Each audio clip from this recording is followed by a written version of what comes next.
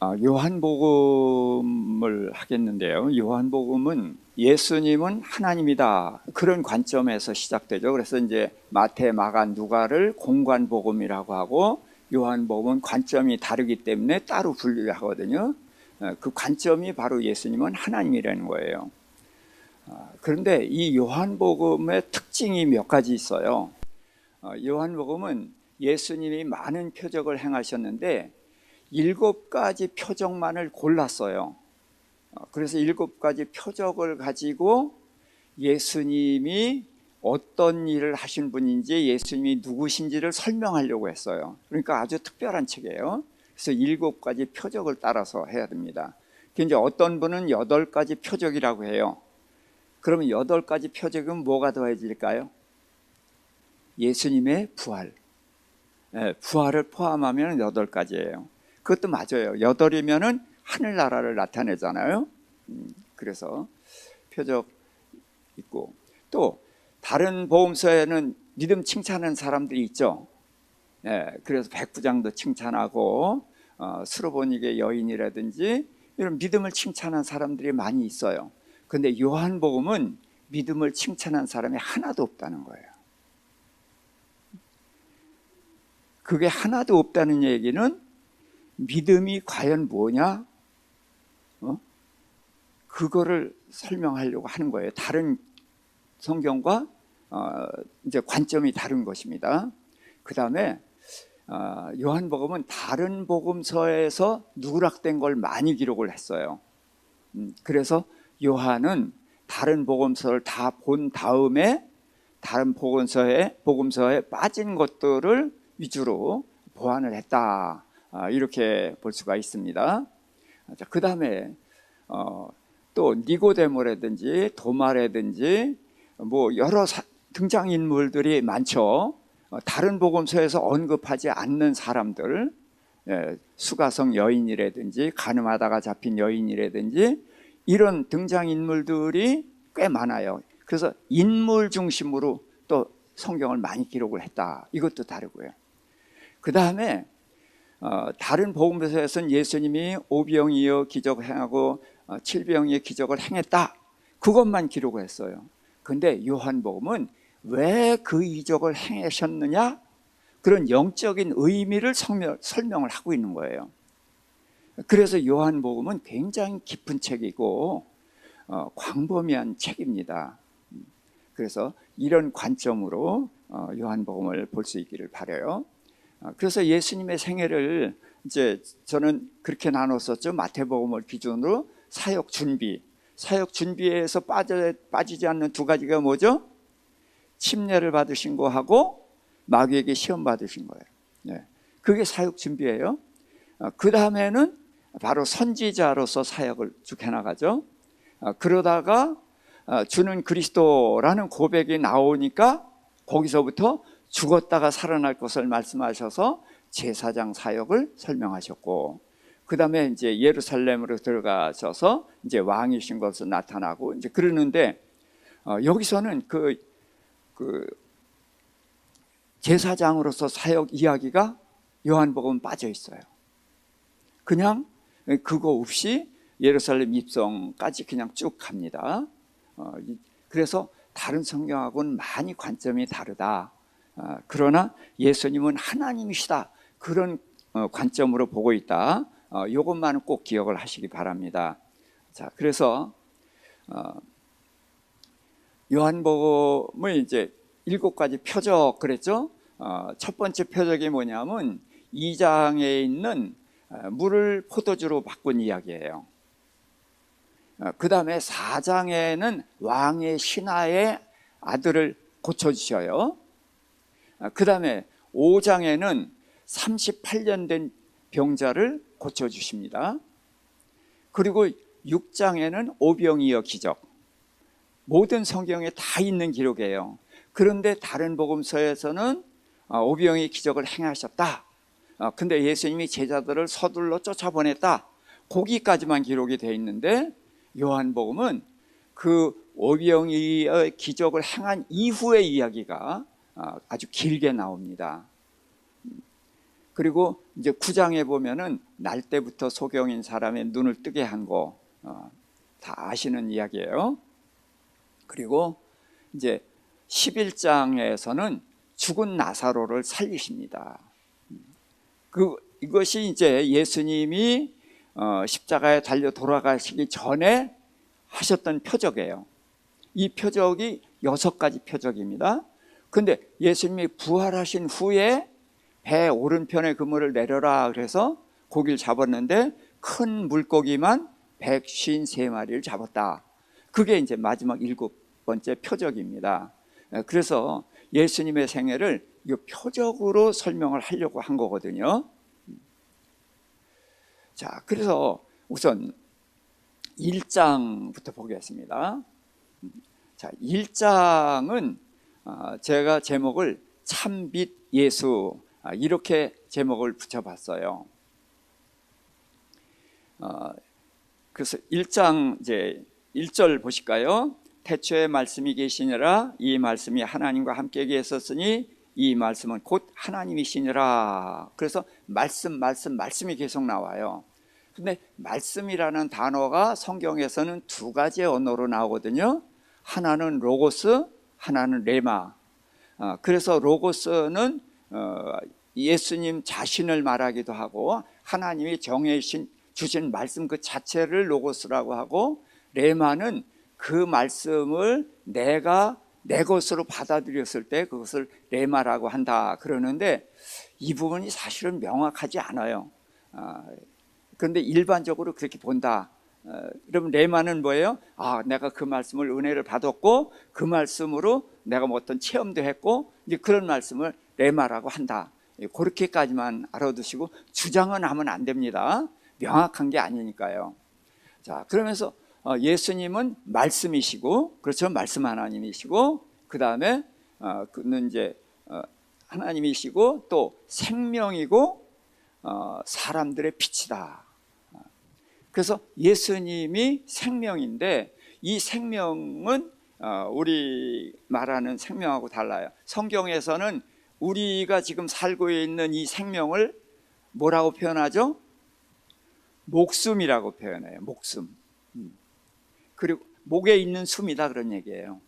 끊어지면 끝나는 거. 그래서 목숨이라고 하고, 예수 믿고 거듭나는 생명, 이건 하늘로부터 내려온 생명이란 말이죠. 이걸 생명이라고 하는 거예요. 그래서 목숨과 생명, 요거에 대한 구분이 좀 있으면 좋겠어요. 자, 그러면서 여기 성경을 좀 볼까요? 17절입니다. 17절에 보니까 율법은 모세로 말미암아 주어진 것이요 은혜와 진리는 예수 그리스도로 말미암아 온 것이라. 자, 그러니까 율법과 예수님이 주신 것은 다르다. 그래서 율법은 버리는 것이고 예수님이 은혜와 진리로 새롭게 하는 것이다 라고 하는데 그게 아닙니다. 예수님은 율법을 완성하시는 거예요. 그런데 왜 율법은 모세가 줬고 은혜와 진리는 예수 그리스도라고 하는가? 그래서 은혜가 뭐냐는 거예요. 은혜. 자, 은혜는 선물이죠. 그렇죠? 내가 받을 자격이 있어서 받는 게 아니라 주신 거예요. 그래서 율법은 우리가 하나님의 법인데 이 하나님의 법은 지켜야 되는 거예요. 그런데 그건 지금도 마찬가지예요. 하나님의 법은 지켜야 되는 거지 그냥 구경하고 알고 있고 이러는 게 아니에요. 지켜야 되는 거예요. 그래서 율법과 같은 건데 문제는 왜 율법이라고 하고 은혜와 진리라고 했느냐.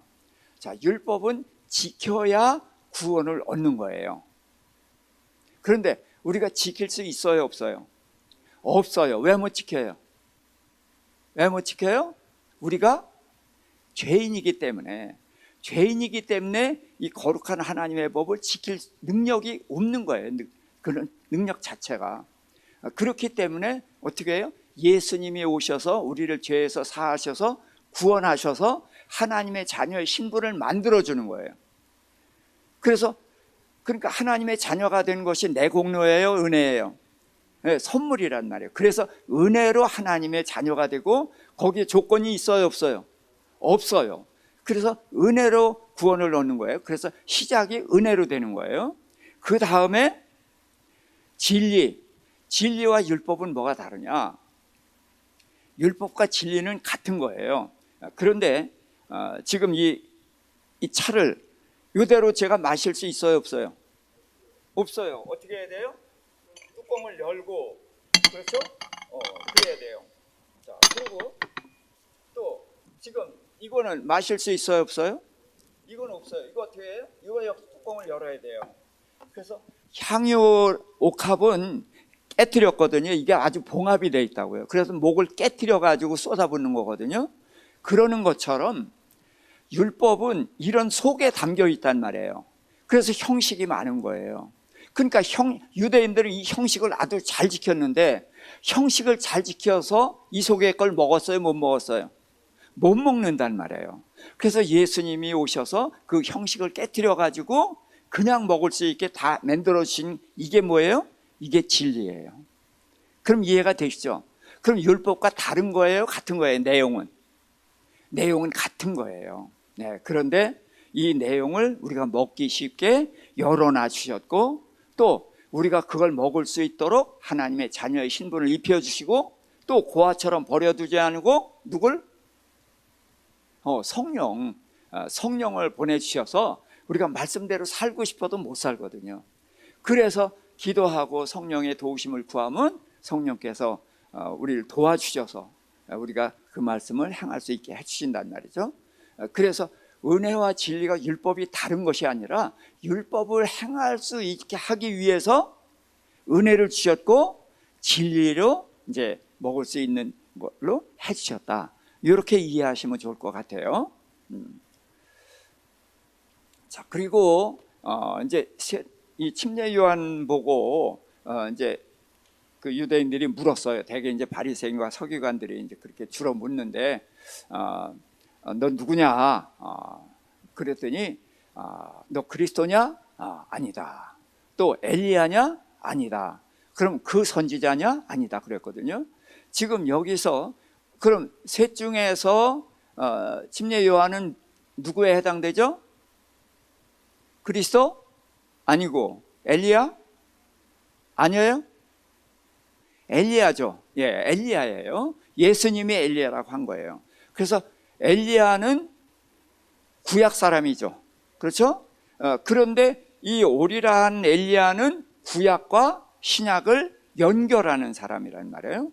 그래서 구약 사람이면서 예수 그리스도를 알게 했으니까 이 신약의 문을 열어놓는 이제 그런 사람인 거예요. 그래서 이제 예수님이 이 요한은 모든 선지자 중에선 가장 크고, 근데 천국에서는 가장 작다. 왜 가장 작아요? 예수님이 죽으셔서 우리의 죄를 사하셔서 구원한다는 걸 알아요, 몰라요? 그건 모른단 말이에요. 예수님이 메시아라는 건 분명히 아는데 이제 그걸 모르기 때문에 천국에서는 작은 자다, 이런 표현을 쓰신 거란 말이에요. 그래서 엘리야예요. 이제 그 선지자가 뭐냐? 아직까지 지금 그 선지자가 안 나왔거든요. 마태, 마가, 누가복음에는. 근데 그 선지자라는 것이 이제 계속 나옵니다. 요한복음하고 사도행전에만 나와요. 그래서 요거는 이제 그렇게 설명을 드릴 거고. 자, 그러면서 이제 요한은 하나님이 보내신 자 맞죠? 하나님이 보내셨는데 빛에 대해서 증거하는 사람이에요. 빛이 누구죠? 예, 예수님. 그래서 예수님을 증거하는, 그래서 그는 빛이 아니라 빛에 대해서 증거하는 사람이다. 그래서 이제 침례 요한의 위치, 이것을 이제 우리가 알아야 됩니다. 자, 그런데 이제 18절에 보니까 하나님을 본 사람이 없는데 그 누가 나타냈어요? 아버지 품속에서 독생하신 하나님이 나타내셨다. 그래서 이 세상에 있는 사람들은 하나님을 아무도 못 봤어요. 근데 예수님은 하나님과 함께 계셨기 때문에 하나님을 잘 알죠. 그래서 이제 하나님에 대해서 본격적으로 알려주시는 거예요. 그래서 구약에서 아브라함도 하나님을 봤거든요. 모세도 하나님과 대화하고 그랬지만, 하나님을 봤다는 것은 그 형상으로 이렇게 보는 것이 아니라 그 하나님이 어떤 분이신지를 속속들이 다 아는 분은 예수님 한 분밖에 없다. 이제 그 얘기인 거예요. 그렇게 해서 예수님이 이제 하나님을 나타내신 것이다. 그래서 이제 요한복음 넌 누구냐 그랬을 때 이제 여러 가지로 아니다 그랬는데 그는 오리라 한 엘리야다. 이제 제가 그렇게 말하고요. 그 다음에 그는 광야에서 외치는 자의 소리다 그렇게 말을 했죠.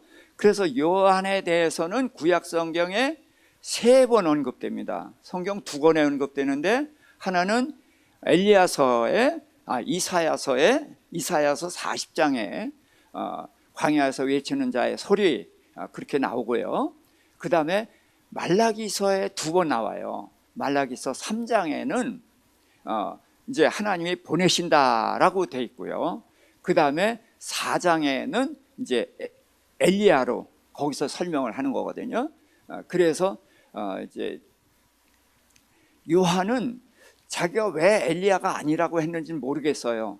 근데 어쨌든 그는 하나님이 말씀하신 이사야서의 말씀대로 광야에서 외치는 자의 소리다 그렇게 자기를 소개했고 예수님은 이제 엘리야다 이렇게 소개를 했습니다.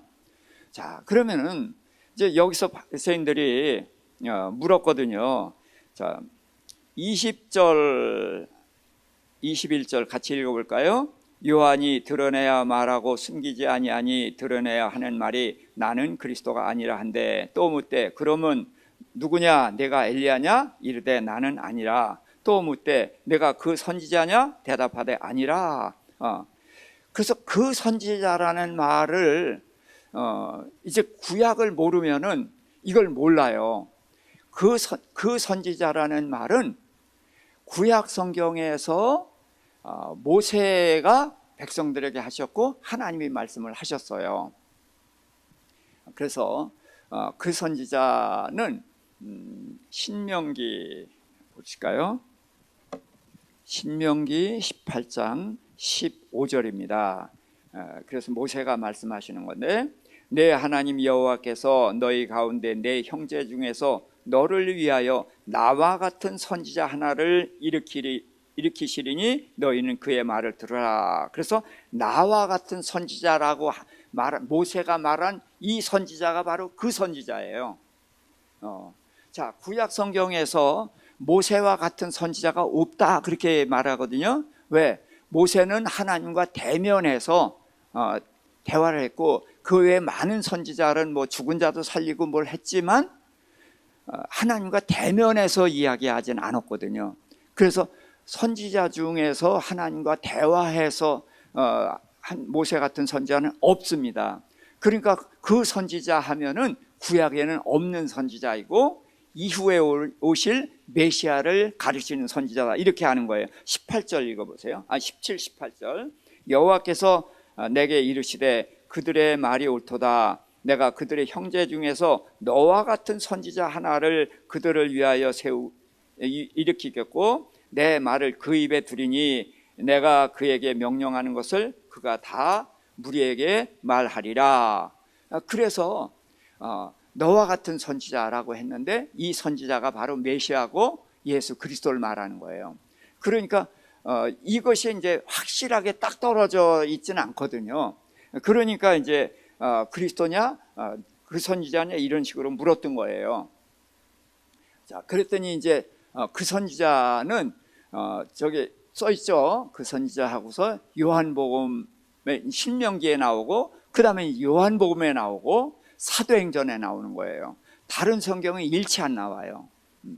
그러니까 제가 요한복음은 굉장히 깊은 영적인 책이다 그렇게 말씀을 드리는 겁니다. 그 선지자에 대한 얘기를 다른 성경은 안 하고 있다는 거예요. 자, 그러면서 그 침례 요한이 예수님이 지나가신 걸 보고 뭐라고 말했어요? 29절입니다. 29절 시작. 이튿날 요한이 예수께서 자기에게 나오심을 보고 이르되 보라 세상 죄를 지고 가는 하나님의 어린 양이로다. 그래서 세상 죄를 지고 가는 어린 양. 그래서 침례 요한은 회개의 침례를 줬죠. 그러니까 죄를 다 침례 요한에 고백했어요. 자, 침례 요한의 직분이 뭐죠? 제사장. 제사장은 뭐 하는 거예요? 죄를 사하는 일을 해요. 그럼 백성들이 죄를 고할 때는 뭘 데리고 와야 돼요? 양을 데리고 와야 되는데 맨손으로 왔잖아요. 근데 침례줘서 보내고 침례줘서 보냈으니까 죄가 해결됐어요, 안 됐어요? 안 됐죠. 그런데 예수님이 침례 받으러 왔단 말이죠. 그러니까 예수님이 침례를 줬으니까 어떻게 해요? 예수님은 죄가 있어요, 없어요? 없죠. 예수님이 누구라고요, 지금? 세상 죄를 지고 가는 하나님의 어린 양이란 말이죠. 그러니까 세상 죄를 침례 요한에게 다 고백해서 세상 죄를 떠안고 있었잖아요. 그러다가 하나님의 어린 양이 오니까 어린 양한테 넘겨준 거죠. 그렇죠? 그랬더니 하늘이 열리고 이는 내 사랑하는 자요 기뻐하는 자다. 그렇게 해서 예수님이 공생애를 시작하시는 거란 말이죠. 그래서 예수님의 이름이 여러 가지인데 그 이름과 사역을 연결하면은 성경이 아주 쉽고 재미있어져요. 또 깊어지고. 자, 그러고서 이제 예수님은 이제 하나님의 아들이다. 34절에 보니까 내가 보고 그가 하나님의 아들이심을 증언하였노라. 그래서 하나님의 말씀들을 증언했어요. 자, 39절입니다. 예수께서 이르시되 와서 보라. 그러므로 그들이 가서 계신 데를 보고 그날 함께 거하니 때가 10시쯤 되었더라. 자, 요한복음의 시간, 이거는 좀 우리가 좀 잘 알아야 돼요. 자, 우리의 시간은 자정을 기준으로 하고 있죠. 근데 유대인의 시간은 저녁을 기준으로 하고 있어요. 여가 0시고 우리는 여가 0시예요. 그러니까 시간이 몇 시간 차나요? 6시간 차이가 난단 말이죠. 그래서 성경에서 제3시 하면은 우리는 9시 이렇게 보면 되는 거예요. 그런데 요한복음은 아니에요. 마태, 마가, 누가복음은 유대인의 시간으로 기록했지만 요한복음은 로마 시간으로 기록을 했다. 그러니까 요한복음은 거기에 기록된 그 시간이 우리가 쓰는 시간인 거예요. 자, 헷갈리죠? 자, 19장 가서 보겠습니다. 요한복음 19장 14절입니다. 19장 14절. 이날은 6월절의 준비일이요 때는 제6시라 빌라도가 유대인들에게 이르되 보라 너희 왕이로다 그랬어요. 자, 6시를 유대인의 시간으로 하면은 몇 시가 돼요? 12시가 되는 거예요. 12시에 빌라도의 뜰에 있을 수 있어요, 없어요? 십자가에 9시에 달리시잖아요. 그래서 12시에 해가 지고 어두워지고 오후 3시에 돌아가시잖아요. 근데 여기는 6시란 말이죠. 그러니까 이것은 로마 시간 그대로예요. 새벽에 빌라도에게 갔거든요. 그래서 재판하고 그러고서 예수님을 9시에 십자가에 못 박은 것이거든요. 그래서 요한복음은 우리가 쓰는 시간하고 똑같다. 그렇게 요한복음은 다른 성경과 다르니까 시간도 다르다 이렇게 생각하면 돼요. 예? 그래서 요한복음 우리가 쓰는 시간하고 같다. 이렇게 이제 보시면 됩니다. 그럼 성경 해석에 몇 가지가 달라져요. 이제 시간이 나오는데. 자, 그래서 이제 그때에 예수님을 이제 따라온 사람이 누구냐면 세례 요한의 제자였던 두 사람이에요. 그게 누구냐면 안드레하고 요한이거든요. 그게 원래 이제 세례 요한의 제자, 침례 요한의 제자였는데 예수님의 제자가 된 거예요, 두 사람이. 그러고서 예수님께 이제 왔던 것이 그때 10시쯤 됐다는 거예요. 그리고서 이제 안드레가 자기 형 시몬을 찾아가서 내가 메시아 만났다 그랬어요. 그래서 42절입니다. 데리고 예수께로 오니 예수께서 보시고 이르시되 내가 요한의 아들 시몬이니 장차 게바라 하리라. 그래서 게바는 번역한 베드로라. 그래서 자, 게바가 어느 나라 말이죠? 히브리어예요. 히브리어고 또 베드로는 그 당시에 쓰는 통용하는 헬라어. 그래서 히브리어, 헬라어 이 두 가지 언어가 나옵니다. 근데 헬라어로 이때 기록이 돼 있어요. 우리가 외정시대 때에 그러니까 우리 집사님 아주 어렸을 때 보면 뭐 어른들 하는 말 들으면 일본 말이 잔뜩 있잖아요. 그렇죠? 그래서 뭐 도와주는, 목수일한 도와주는 사람 뭐예요? 데모도. 이게 전부 일본 말이거든요. 지금 도시라고 그러지만 그때 뭐라 그랬어요? 벤또. 전부 일본 말 쓰는 거예요. 지금 이 시대가 이제 헬라어를 쓰고 있는 거예요. 헬라어 지배를 받고 있어서. 그래서 헬라어를 쓰고 있는데 그들의 본래 언어가 히브리어거든. 그래서 여기 이제 이름이 이렇게 두 가지로 나옵니다. 그래서 예수님이 이때 제자로 받아들였는데 누가복음에 보니까 고기 잡고 있었잖아요. 그래서 처자식 먹여 살려야 되고 장모 모시고 살아야 되니까 할 수 없이 생업으로 돌아갔다가 이제 고기 잡은 다음에 예수님이 내가 사람 낚는 어부가 되리라. 그러니까 그때서 이제 정식으로 따라온 거예요. 그 과정을 우리가 알았으면 좋겠고요. 자, 그 다음에 44절에는 빌립을 제자로 불렀고요. 또 45절이니까 빌립이 나다나엘에게 가서 모세가 말한 그런 선지자를 만났다. 그래서 누가냐면 요셉의 아들 나사렛이다. 그랬더니 46절 읽을까요? 나다나엘이 이르되 나사렛에서 무슨 선한 것이 날 수 있겠느냐?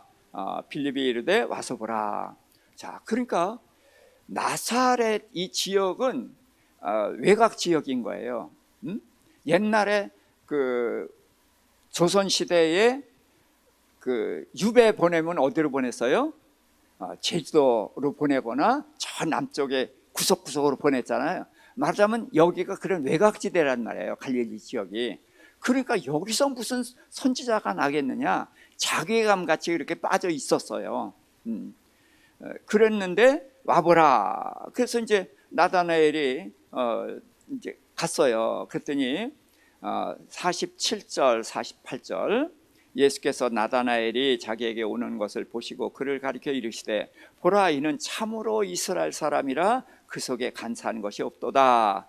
나다나엘이 이르되 어떻게 나를 아시나이까? 예수께서 대답하여 이르시되 빌립이 너를 부르기 전에 네가 무화과나무 아래에 있을 때에 보았노라. 나다나엘이 대답하되 랍비여, 당신은 하나님의 아들이요 당신은 이스라엘의 임금이로소이다.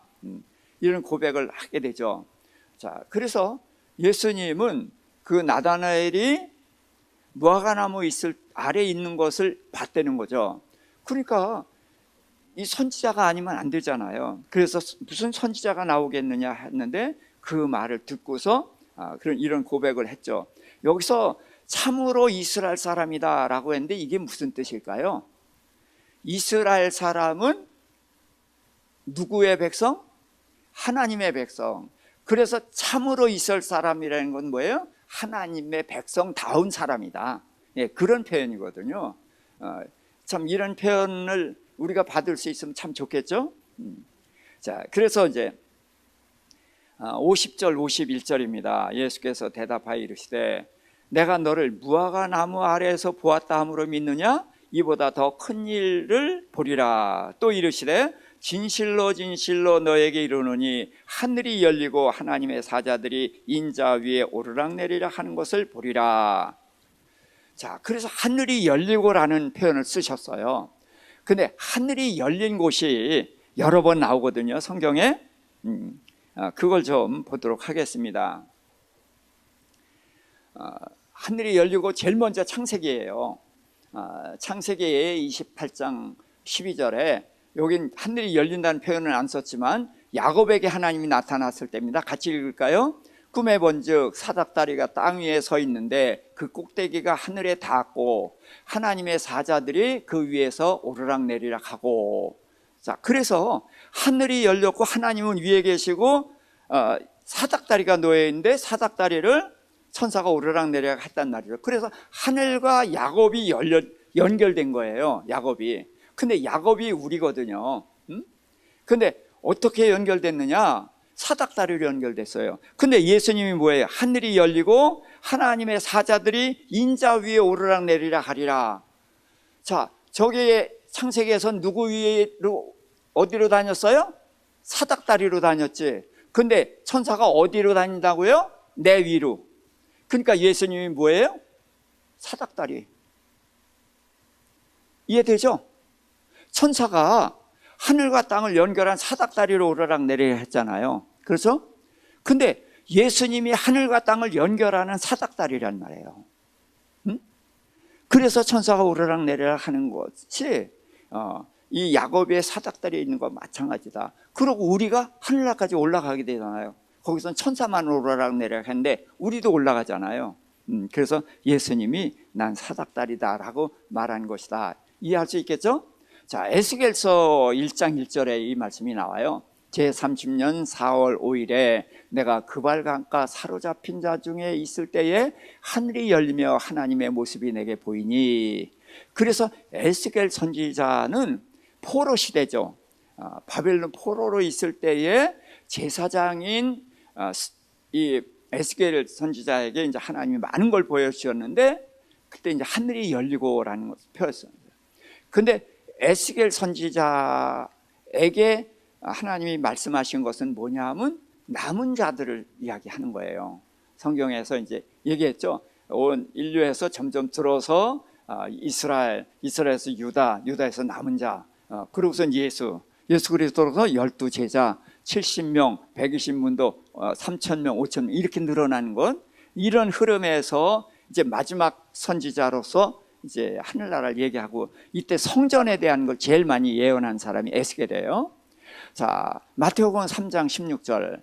자, 예수께서 세례를 받으시고 곧 물에서 올라오실 때 하늘이 열리고 하나님의 성령이 비둘기같이 내려. 그래서 예수님이 침례 받을 때에 성령이 임하실 때의 모습이죠.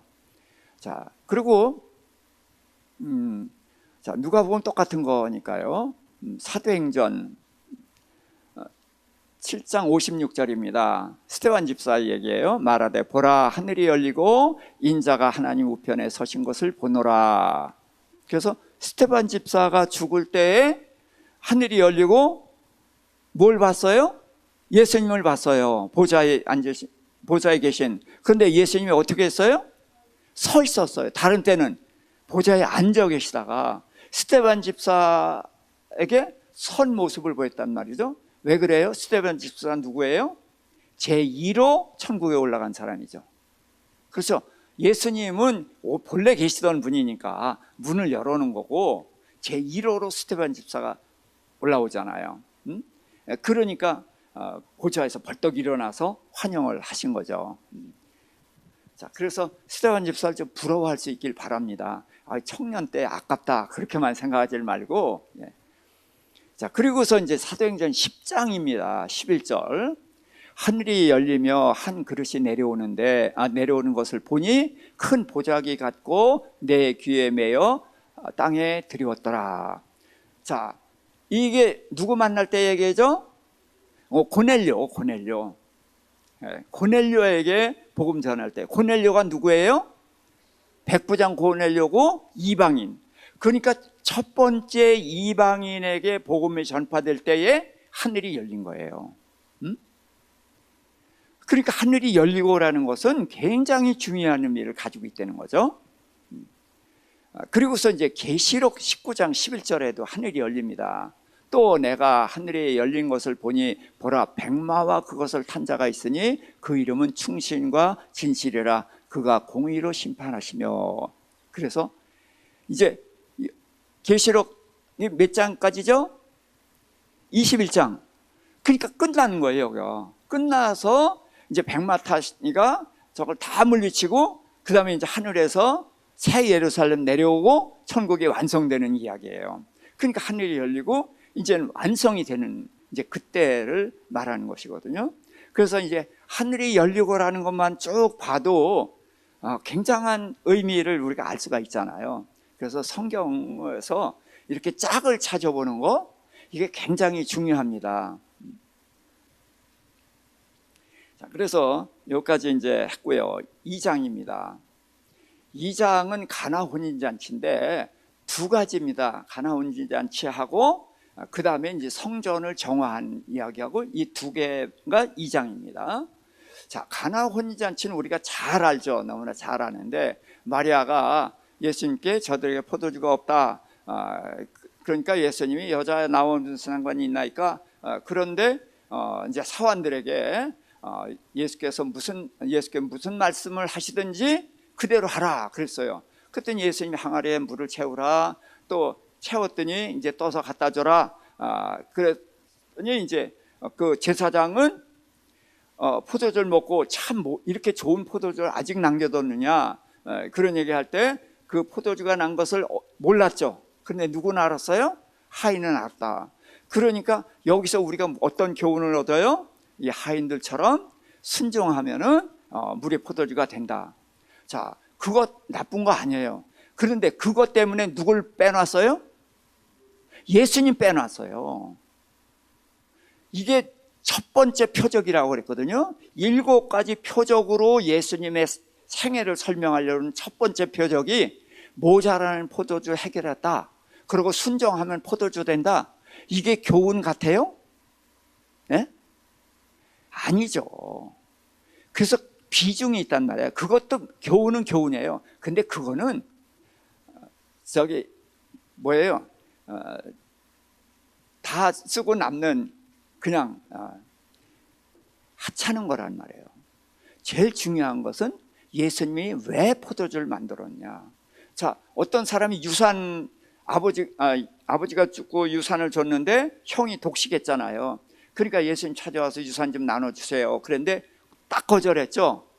내가 물건 나눈 자로 왔느냐? 그러면서 냉정하게 거절했어요. 그럼 유산이 중요해요? 포도주 모자라는 게 중요해요? 네? 다 비슷해요? 포도주가 모자라면 둘 중 하나예요. 준비를 소홀히 했거나 아니면은 손님이 예상보다 많이 왔거나. 여기는 예상보다 손님이 많이 왔거든요. 그럼 뭐예요? 축하할 일인 거예요. 축하합니다. 손님 많이 오셨으니까 괜찮아요. 그럼 되는 거예요. 그런데 그 모자라는 포도주를 첫 번째 이적으로 했다? 예수님의 생애를 7가지로 설명하는데 첫 번째로 했다. 말이 안 되잖아요. 그래서 왜 만드셨냐, 이제 그것을 봐야 되는데, 제가 항아리가 몇 개라고 그랬죠? 6개. 좀 큰 소리로 얘기를 해 주셔야지. 자, 그래서 숫자에는 뜻이 있다고 그랬죠. 그래서 7은 완전수, 하나님의 수. 그래서 7에서 하나를 모자라는 6은 사람의 수라고 그랬단 말이에요. 사람의 수. 그러니까 항아리 6개라는 숫자를 써놨단 말이에요. 여러 항아리다 그러면 될 텐데 6이라는 걸 써놓고, 그러니까 예수님이 왜 포도주를 만든다는 말씀을 안 하신 거예요. 안 했으니까, 이유를 예수님 말씀 안 했으니까 우리끼리 찾은 거예요. 그래서 순종하면 포도주가 만들어진다, 이런 걸 교훈으로 얻어낸 거예요. 그런데 예수님이 뭐라고 하셨어요? 포도주 떨어졌다 그러니까 나와 무슨 상관이 있나이까 그랬죠. 그러면 이 집에 포도주가 떨어진 것과 예수님과 관계가 있다 없다? 없다. 중국어로 이제 맥관식이라는 거예요. 관계없다. 그랬으면 안 만들었으면 되는데 만들었단 말이에요. 그러니까 우리가 이유를 찾아야 되는데, 관계없다고 그래서 만들었으니까 이 포도주 만든 것은 모자라는 포도주로 해결해 준 것이 아니죠. 그렇죠? 다른 목적으로 이걸 만드신 거란 말이에요. 그래서 물을 포도주로 만든 것을 아무리 봐도 없으니까 이제 생각해 보는 거예요. 왜 항아리 6개를 써놨을까? 그런데 6은 사람의 수란 말이죠. 근데 그 항아리가 물 담는 항아리인데 무슨 물 담는 항아리예요? 발 씻는 물 담는 항아리. 발 씻는 물. 그 물 떠서 마셔요? 아니에요. 발 씻는 물이에요. 그럼 그 항아리가 천한 항아리예요? 존귀한 항아리예요? 예, 천한 항아리예요. 그런데 그게 물이 다 비었단 말이에요. 근데 거기다 다시 물을 가득 채웠거든요. 그리고 떠다 줘라 했더니 포도주가 된 거예요. 자, 그러니까 포도주를 담는 항아리가 됐으니까 이 항아리가 천한 항아리예요? 존귀한 항아리가 된 거예요. 존귀한 항아리가 된 거죠. 그래서 우리 사람을 성경에서 무슨 그릇이라고 그래요? 무슨 그릇? 질그릇. 질그릇은 뭐예요? 한번 더럽히면 깨끗해질 수가 없으니까 깨트려 버리는 그릇이란 말이에요. 그러니까 항아리니까 이거 질그릇이거든. 그렇죠? 그런데 여기 물 담는 발 씻는 물 담는 천한 항아리였는데 포도주를 담는 존귀한 항아리가 됐단 말이에요. 깨트려 버리는 항아리가 아니라 깨트려 버리는데 존귀한 거 담았다. 그래서 우리 안에 누가 들으셨어요? 성령님이 들으셨죠. 그렇죠. 예수님 들으셨죠. 그러니까 우리 몸이 뭐가 됐어요? 하나님이 계시니까 성전이죠. 그러니까 존귀한 자가 됐잖아요. 그렇죠.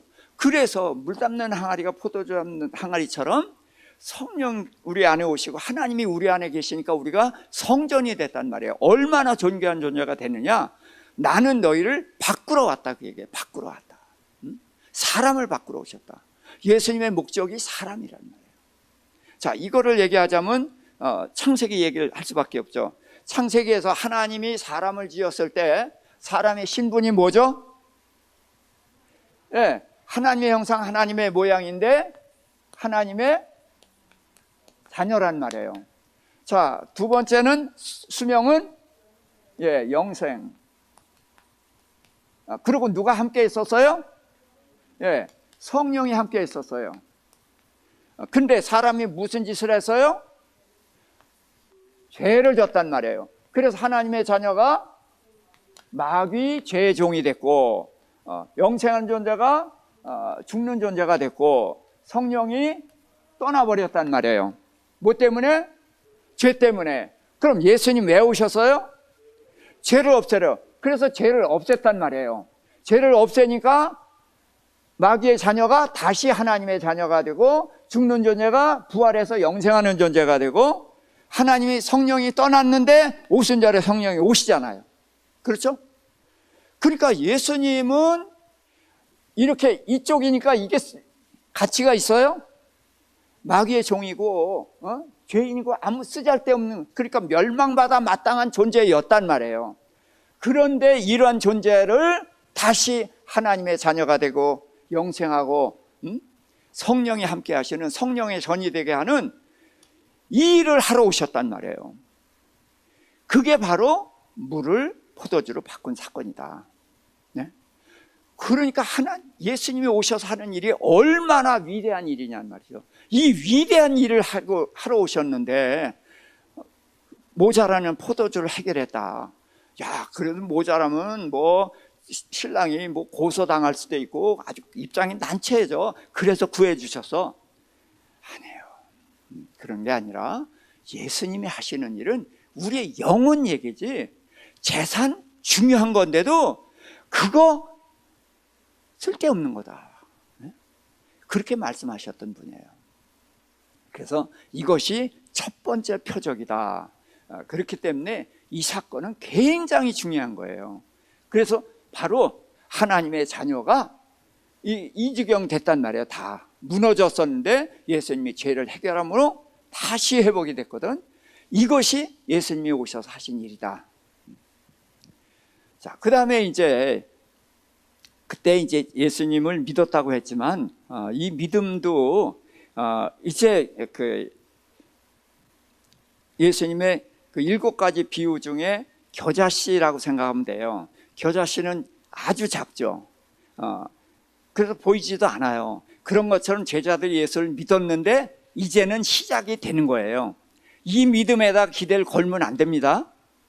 그렇지만 이 믿음이 마침내 5m가 되도록 크게 자랄 거란 말이에요.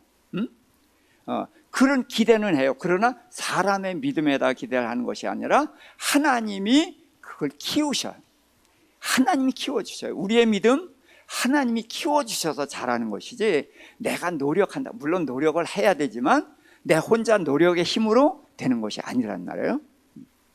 자, 그래서 이번에 성전을 정화하는 일을 하셔요. 그래서 다른 때와 달라요.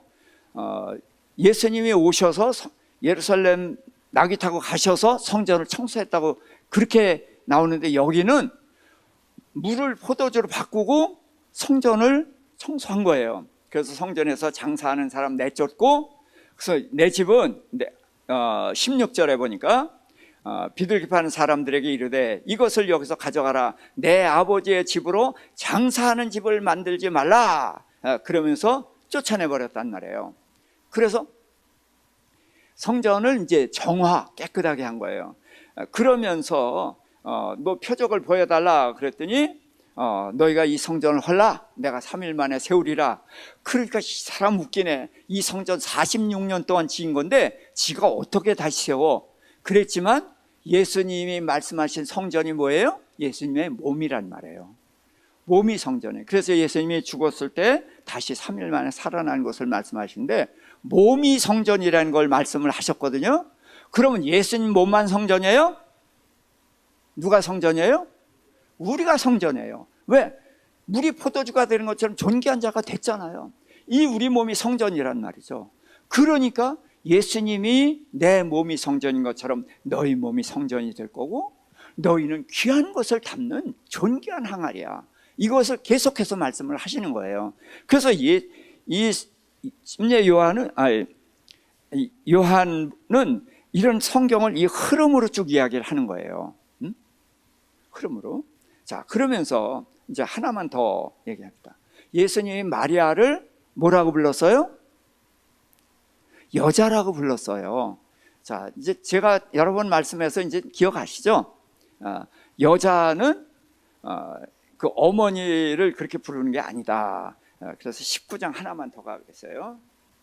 19장 십자가에 달려 있었을 때 26절 27절입니다. 19장 26, 27절. 예수께서 자기의 어머니와 사랑하시는 제자가 곁에 서 있는 것을 보시고 자기 어머니께 말씀하시되 여자여 보소서 아들이니이다 하시고 또 그 여자에게 이르시되 보라 내 어머니라 하신대 그때부터 그 제자가 자기 집에 모시니라. 자, 예수님은 마리아를 어머니죠. 자기 어머니께 뭐라고 했어요? 여자요. 그런데 요한은 제자가 이 요한인데 요한복음은 보라 내 여자다 안 하고 어머니라고 그랬거든요. 그러니까 요한에게 어머니로 네가 모시고 살아. 그러면서도 예수님은 마리아를 여자라고 부른다는 거죠. 그래서 예수님이 여자라고 부른 것은 여러 번 있어요. 마리아를 그랬고 또 수가정 여인 보고도 여자라고 그랬고 간음하다가 잡힌 여인 보고도 여자라고 그랬고 막달라 마리아 보고도 여자라고 불렀어요. 이제 막 요한복음 공부하면 계속 나오지만 예수님은 여자라고 불렀어요. 그러니까 마리아나 다른 여자나 똑같다는 거예요. 그럼 왜 예수님 마리아를 여자라고 부를까요? 네, 창세기 3장 15절. 우리가 잘 아는 말씀이지만 찾아서 읽읍시다. 3장 15절. 내가 너로 여자와 원수가 되게 하고 내 후손 여자의 후손과 원수가 되게 하리니 여자의 후손은 내 머리를 상하게 할 것이요 너는 그의 발꿈치를 상하게 할 것이니라. 그래서 사람이 죄 짓자마자 하나님께서는 여자의 후손 보낼 것 말씀하셨잖아요. 이 여자의 후손이 바로 예수 그리스도잖아요. 그러니까 예수님은 태초부터 계시던 분이고 마리아의 몸을 통해서 왔지 마리아가 어머니가 아닌 거예요. 피조물이에요. 예수님의 피조물이에요. 그런데 왜 여자라고 부르냐? 나는 여자의 후손으로 온다고 돼 있었거든요. 왜 여자의 후손이에요? 남자의 후손은 남자가 죄인이기 때문에 자기 죄로 죽어. 그래서 예수님은 여자의 후손이라는 것은 마리아의 몸을 통해서 왔지만 누가 심었어요? 처녀는 혼자 못 나니까 심으니까 났지. 하나님이 심으셨단 말이에요. 그러니까 예수님은 하나님이시고 사람의 몸을 통해서 육체를 가진 완전한 하나님, 완전한 사람이란 말이죠. 그러니까 예수님은 사람이긴 하지만 죄가 없으셔요. 왜? 하나님이 아버지시니까. 그래서 우리의 죄를 담당하실 수가 있는 것이거든요. 그래서 복잡한 것 같지만 계속 들으니까 이제는 딱딱 맞아 떨어지시죠. 네. 요렇게 이제 틀이 잡히면은 그 다음에 성경 보는 눈이 열려요. 지금도 많이 열리셨어요. 그렇게 해서 성경을 성경으로 보는 이제 이런 것을 아시길 바랍니다. 자, 그래서 이제 다시 요한복음으로 와서 예수님이 이제 성전된 자기 육체를 가리키신 거고 죽었다가 부활하신 후에야 그게 무슨 말인지 알았다. 이제 그랬어요. 자, 그러면서 이제 3장은 이제 니고데모 이야기입니다. 니고데모가 어떤 사람인가 여기를 좀 봤으면 좋겠어요. 우리 같이 한번 읽어봅시다. 1절부터 3절까지만. 그런데 바리새인 중에 니고데모라 하는 사람이 있으니 유대인의 지도자라. 그가 밤에 예수께 와서 이르되 랍비여, 우리가 당신은 하나님께로부터 오신 선생인 줄 아나이다. 하나님이 함께 하시지 아니하시면 당신이 행하시는 이 표적을 아무도 할 수 없음이니이다. 예수께서 대답하여 이르시되 진실로 진실로 내게 이르노니 사람이 거듭나지 아니하면 하나님의 나라를 볼 수 없느니라. 자, 니고데모가 예수님을 찾아왔어요. 찾아와서 질문했습니까? 안 했습니까? 예? 안 했어요. 당신은 하나님으로부터 오신 분입니다. 그렇게만 얘기했어요. 그랬더니 예수님이 대답을 하셨어요. 대답은 언제 하는 거예요? 질문해야 하는 거예요. 근데 질문도 안 했는데 대답을 하셔요. 그러면 예수님이 질문 안 했는데 대답하실 분이 아니죠. 그렇죠? 그러니까 니고데모가 질문은 안 했지만 그 말 속에 질문이 있었죠. 그러니까 니고데모는 예수님을 찾아올 때 질문을 가지고 왔다는 거예요. 그래서 그 질문을 하려고 한 말이 뭐냐면 당신은 하나님으로부터 오신 분입니다. 그걸 어떻게 알았어요? 당신이 행하시는 그런 이적들을 보니까 세상 사람들은 그거 못합니다. 마술 가지고 할 수 있는 게 아니고, 그러니까 당신은 하나님으로부터 오신 분이기 때문에 이 일을 행하신 줄 압니다. 그래서 찾아왔다는 거예요. 그런데 왜 찾아왔느냐? 너 질문 가지고 왔어. 그래서 예수님 대답입니다. 거듭나지 않으면 하나님 나라를 볼 수 없다. 자, 그러니까 이 니고데모는 하늘나라에 대해서 질문을 하러 왔어요. 그런데 하늘나라에 어떻게 하면 갑니까? 뭐 이렇게 물었는지도 모르지만 하늘나라에 대해서 질문을 가지고 왔는데 예수님은 아주 단도직입적으로 하늘나라를 어떻게 하면 갈 수 있는지 볼 수 있는지 그거를 직접 얘기를 해 주신 거예요. 그러니까 니고데모가 거듭나야 하늘나라를 볼 수 있다. 그러니까 거듭나는 게 뭐예요? 다시 나는 거예요. 2번 나는 거예요. 그러니까 2번 나는 게 우리는 이제 들어서 이제 늘 아니까 그게 당연한 걸로 알지만 이 세상에 태어나는 것은 어디에서 나와요? 엄마 뱃속에서 나와요. 근데 2번 난다 그러니까 그런 게 있어요, 없어요? 없잖아요. 그러니까 엄마 뱃속에 도로 들어갔다 나옵니까? 이렇게 묻는 거예요. 자, 니고데모가 관원이고 그때 공회 회원이다라고 보는 분들도 있거든요. 그러면은 나이는 적어도 50 전후 나이거든요. 예수님 30대 초반이에요. 자, 그런데 그 50이 되고 사회 지도층인 분이 거듭난다는 걸 어머니 뱃속에 들어갔다 나오는 소리 아니라는 거 몰라요? 그게 도대체 뭔 소리입니까? 하고 점잖게 묻지 않고 이게 무식하게 어떻게 엄마 뱃속에 도로 들어갔다 나오냐는 질문을 하냐는 거예요. 그런데 니고데모가 온 것은 그런 거예요.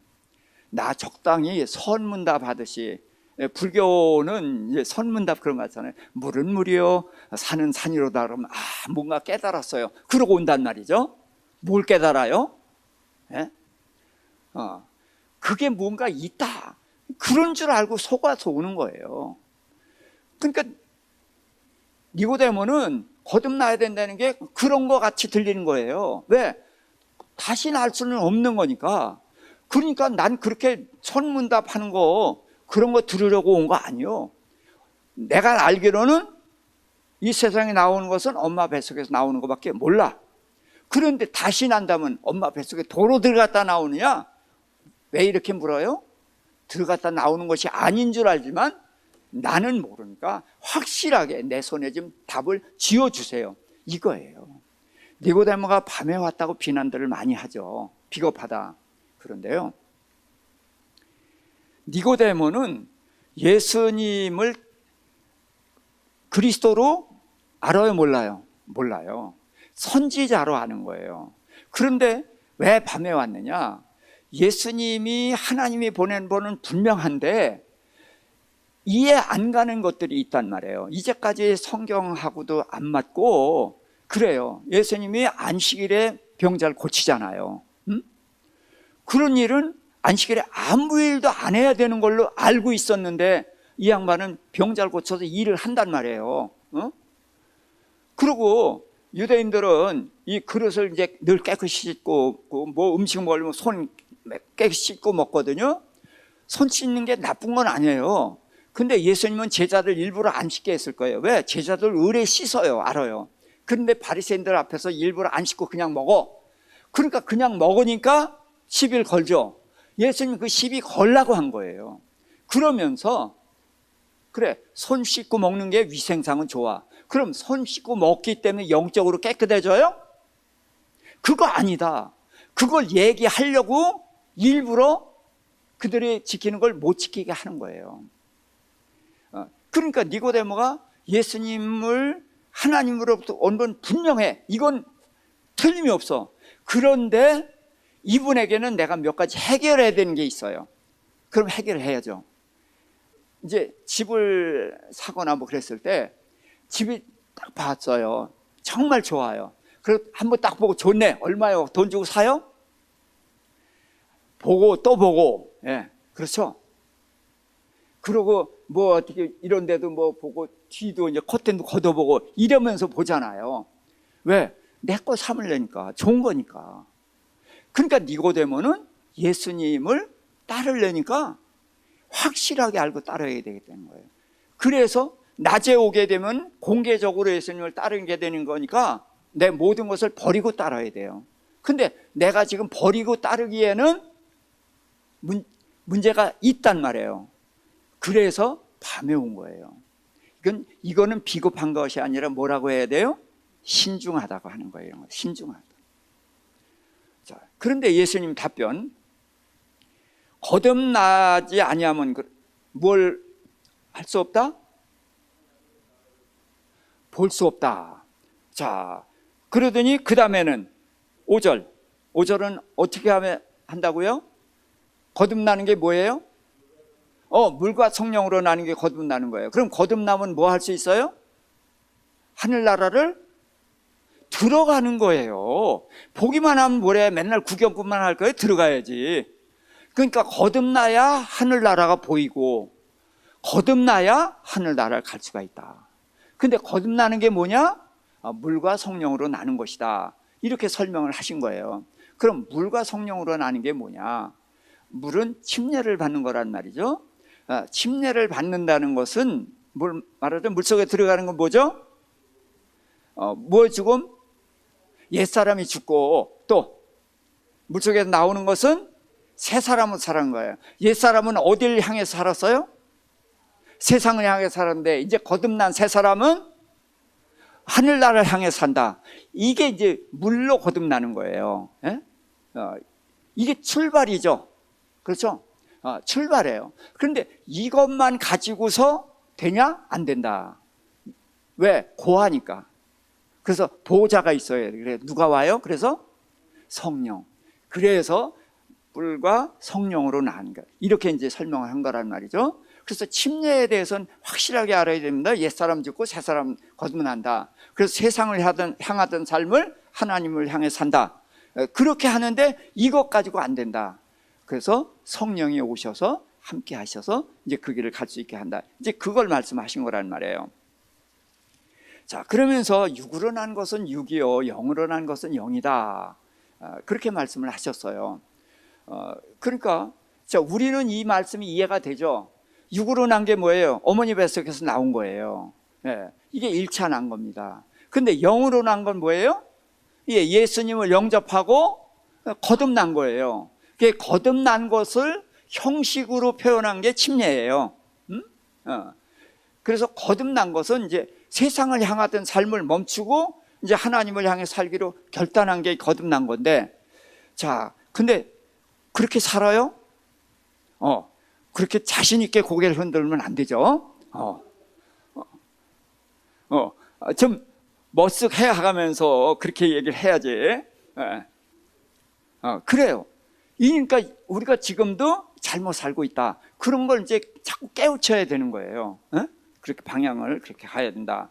자, 그러면서 육으로 난 것은 육이고 영으로 난 것은 영이다. 이제 그러면서 바람 이야기를 해요. 바람 부는데 어디서 와고 어디로 가는지 아는 사람 아무도 몰라요. 그런데 바람이 있다는 것은 다 알죠. 네. 성령으로 난 것도 마찬가지다. 성령이 원어로 푸뉴마거든요. 푸뉴마가 다른 말로 뭐라고 그래요? 바람. 네. 푸뉴마가 바람이에요. 그러니까 바람하고 성령이 똑같은 거예요. 그래서 예수님이 제자들에게 성령 받으라 그러면서 어떻게 했어요? 후 하고 성령 받으라 그랬죠. 또 오순절 성령이 내려올 때 어떻게 했어요? 급하고 강한 바람 같은 소리가 났잖아요. 네. 그래서 성령은 바람이에요. 네. 그런데 보이지 않죠. 그런 것처럼 성령으로 난 것도 이렇게 분명히 있다. 이제 그렇게 얘기했어요. 그럼 어찌 그런 일이 있을 수 있나이까? 그랬더니 예수께서 너는 이스라엘의 선생으로 이러한 것들을 알지 못하느냐? 그러고서 꾸짖었어요. 그것도 모른다고. 자, 그럼 이걸 아는 사람은 누굴까요? 예수님의 제자들? 알아요? 아무도 몰라요. 언제까지 몰라요? 예, 예수님이 죽었다가 부활하면 알죠? 아니, 그때도 몰라요. 그때도 모르고 예수님이 승천하시고 오순절 성령이 오시니까 그때서야 비로소 하는 거예요. 그런데 니고데모가 보고 너가 이스라엘 선생이면서 그것도 모르냐고 책망을 했단 말이에요. 이것은 니고데모를 책망한 것이 아니라 이후에 교회 지도자가 되면은 이거는 반드시 알아야 된다. 이건 기본이다. 그래서 니고데모를 꾸짖으신 것인데 우리도 니고데모를 꾸짖거든요. 이렇게 보니까 이게 문제인 거예요. 우리는 꾸짖을 자격이 있는 게 아니고 꾸짖으라고 한 게 아니라 예수님이 가시고 성령이 오실 때까지는 예수님이 하신 말씀을 알아듣긴 다 알아들어요. 근데 그게 뭔지는 모른다는 거죠. 그래서 여기서 우리는 아는 것을 말하고 너희가 증언을 받지 않았다. 근데 우리하고 너희를 갈라놨어요. 여기서도 예수님의 제자들은 알아요? 아니요, 다 몰라요. 앞으로 미래를 놓고 예수를 믿고 따르는 거듭난 사람들과 거듭나지 않은 사람들을 이제 구분해서 미래를 놓고 이렇게 말씀을 하시는 거예요. 그래서 그런 거를 이렇게 좀 멀리 볼 수 있기를 바랍니다. 그래서 땅의 일을 말했는데 하늘의 일을 어떻게 알겠느냐. 이게 그러니까 거듭나는 것은 땅의 일이라는 거예요. 사실 거듭나는 것도 하늘에 속한 일이죠. 거듭나서 우리가 하나님의 자녀가 되는 거니까. 그렇지만 이 땅에서 일어나는 일들이거든요. 이것이 땅에서 일어나는 처음으로 영적인 사건인 거예요. 거듭나는 일이. 이제 그러면서 땅에서 이제 거듭나고 성장해가지고 알곡이 돼서 천국에 들어가는 거죠. 그러니까 그 과정이 있으니까 하늘의 일을 이제 우리가 모르는 것이 이제 여긴 당연하죠. 그래서 하늘에서 내려온 인자 외에는 하늘에 올라간 자가 없다. 그래서 니고데모가 예수님을 찾아온 것은 하늘나라에 대해서 알고 싶어서 왔단 말이에요. 그런데 그걸 인정해 주는 거예요. 하늘나라에서 알려면은 나한테 와야, 나를 봐야 안다. 그 얘기를 한 거예요. 다른 거 아무리 봐도 모른다. 그랬습니다. 자, 그러면서 이제 나는 빛이다라고 하면서 빛이 와서 비추는데 많은 사람들이 빛으로 오지 않는다. 왜? 자기가 죄가 있기 때문에 빛으로 오면 죄가 드러나잖아요. 그래서 어둠 속에 숨으려고 안 온다. 그러나 의롭게 향한 사람하고 정말 의롭게 살려고 하는 사람은 빛을 향해서 나온다. 이제 그런 말씀을 하셨어요. 자, 그러고서 이제 유대 땅에서 이제 예수님이 침례를 베풀기 시작을 했습니다. 그랬더니 이제 예수님이 그 침례 요한에게 침례 받은 얘기는 여기 빼놨습니다. 건너뛴 거예요. 왜? 앞에서 다 얘기했으니까 또 얘기 안 해도 되니까 그냥 건너뛴 거예요. 그래서 침례 요한의 제자들이 보니까 예수님이 이제 침례 요한에게 침례를 받고 요한과 시몬이 저기 누구죠? 베드로의 동생 안드레, 그 요한과 안드레가 따라갔죠? 제자로. 그러고서 이제 저 사람이 하나님이 보낸 자다, 하나님의 아들이다, 이런 말을 하니까 요한을 따라오던 사람들이 다 그쪽으로 간단 말이에요. 자, 그러니까 요한의 수제자는 기분이 언짢죠. 그러니까 선생님, 그 선생님이 말한 그 사람한테 다 갑니다. 그럼 우린 뭐가 됩니까? 이제 그거죠. 그래서 원망을 합니다. 그랬더니 27절에 만일 하늘에서 주신 바 아니면 사람이 아무것도 받을 수 없느니라. 내가 말했지 않느냐, 나는 그리스도가 아니고 그의 앞에 보내심을 받은 자라고 했지 않냐. 이것을 증언해야 되는 것이 너희다. 내가 증언했지만 너희가 내 제자면 내가 하는 것을 그대로 증언해야지, 너희가 그 사람을 시기하고 질투하면 안 된다는 거죠. 그래서 너희가 그의 제자를 따라가든지 나의 제자로 있으려면 그분을 높이는 그런 증언을 해야 된다. 이게 이제 우리가 알아야 되는 거예요. 내가 누구냐에 따라서 직분이 이제 정해지는 거죠. 자, 그러면서 나는 신랑이 신부 취하는 것을 보고 기뻐하는 사람이다. 신랑은 신부를 취하는 기쁨이 있지만 친구는 신랑이 신부 취하는 것을 보고 기뻐하는 거예요. 무슨 얘기예요? 이 사람들이 예수님을 따라가는 것을 보고 나는 기쁘다. 친구된 기쁨이다. 왜? 그를 나타내기 위해인데 그가 지금 나타나니까 나는 기쁘다, 그런 얘기예요. 그래서 그는 흥하여야 하겠고 나는 쇠하여야 하리라. 예.